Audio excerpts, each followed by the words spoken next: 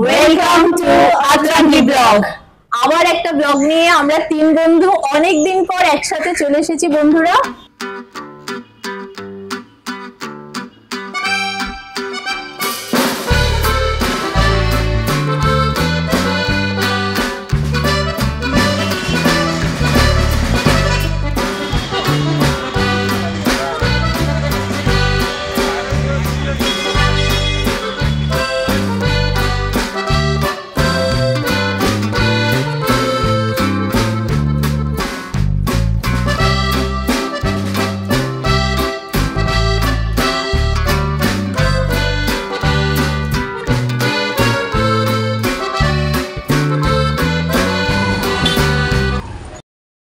খাস দক্ষিণ কলকাতার বুকে একদম মেন রোডের উপরে অবস্থিত শ্রী শ্রী করুণাময়ী কালী মন্দির।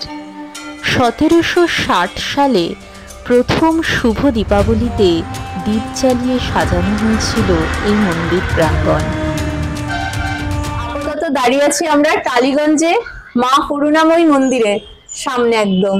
তো আসুন মন্দিরটা দেখতে দেখতে শুনে নি এর ইতিহাস, আর দেখুন তো চেনা চেনা লাগে কিনা মন্দিরটা। চলুন। এখানে সকাল 7:30 থেকে দুপুর 12:30 এবং বিকেল 5:30 থেকে রাত 9টা অবধি পুজো দেওয়ার ব্যবস্থা আছে। মন্দির প্রাঙ্গণে দেবীর পুজো ছাড়াও বাৎসরিক বিয়ে ইত্যাদি অনুষ্ঠানের রীতিও প্রচলিত আছে। মন্দির ট্রাস্টের পক্ষ থেকে বিভিন্ন সেবামূলক কাজও হয়ে থাকে। মন্দিরের প্রতিষ্ঠা দিবস যেহেতু শুভ দীপাবলিতে হয়েছিল, তাই কালী পুজোর দিন এখানে বিশেষ উৎসব হয়ে থাকে। এছাড়া শ্রী শ্রী রামকৃষ্ণদেব, মা সারদা দেবী ও স্বামী বিবেকানন্দের তিথি পুজো, কল্পতরু উৎসব, বাংলা নববর্ষ, সরস্বতী পুজো ও মহাশিবরাত্রির দিন বিশেষ উৎসব ও পুজো হয়ে থাকে।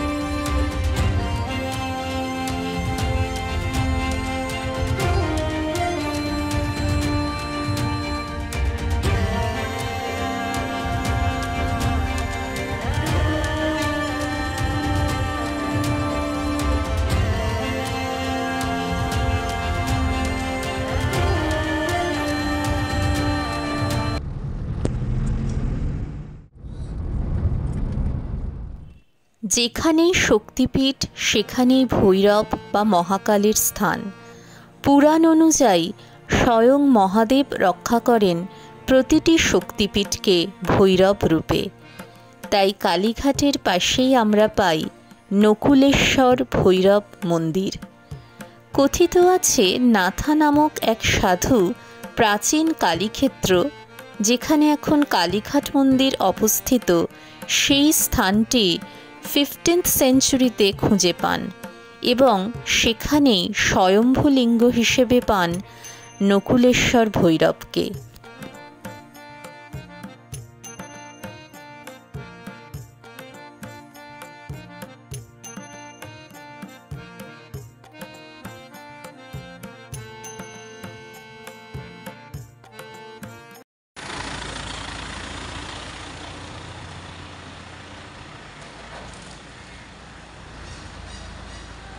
কলকাতায় এসেছে অথচ কালীঘাট দর্শন করেনি এমন লোক খুঁজে পাওয়া বিরল।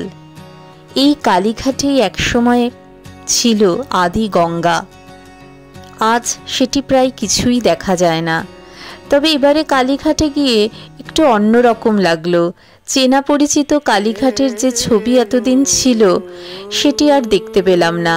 বেশ ঝাঁ চকচক করে সাজানো হয়েছে কালীঘাট মন্দির প্রাঙ্গণ। তাই কিছুটা সময় নিজেদের মতো করে আমরা কাটালাম। তবে একটা কথা বলতেই হয়, কালীঘাটে কিন্তু পাণ্ডাদের ভালো উপদ্রব আছে। নিজের মতো করে হেঁটে গিয়ে যে পুজো দেব সে উপায় একেবারেই নেই। আমাদের একেবারেই পাকড়াও করে প্রায় ধরে নিয়ে গিয়ে পুজো দেওয়া হলো। যদিও মা কালীর কাছে গিয়ে মন অন্যরকম হয়ে গেছিল। খুব সুন্দর দর্শন হয়েছিল আমাদের কালীঘাটের মা Kali.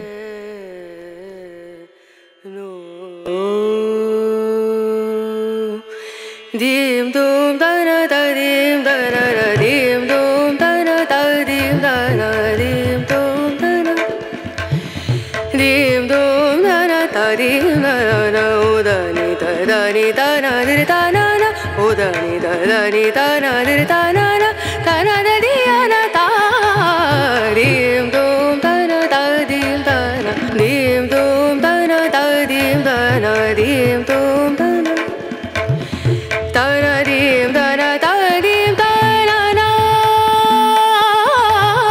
da na dim da na da dim da na da na da di ya na da na na da na dim da na da dim da na na da na da di ya na da na na da dim da na na da na da di ya na da na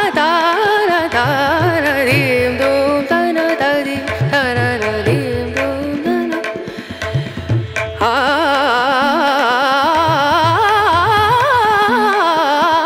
na dim dum da na da dim da na dim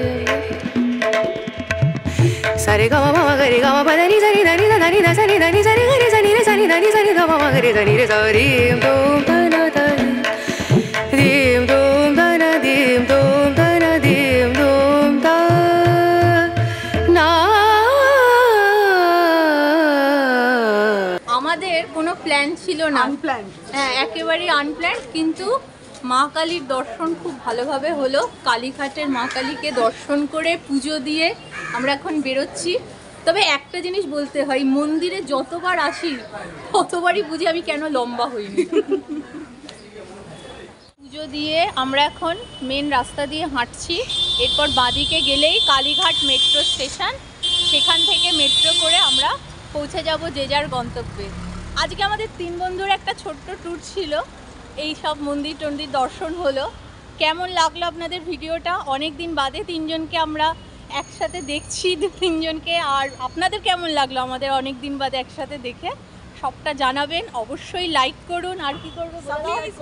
please চ্যানেলটিকে subscribe করুন, like করুন, comment করুন আর share করবেন। ভালো থাকবেন বন্ধুরা। পরের video নিয়ে খুব শিগগিরই আমরা আসতে চলেছি নতুন কোনো জায়গার সন্ধান দিতে। টাটা।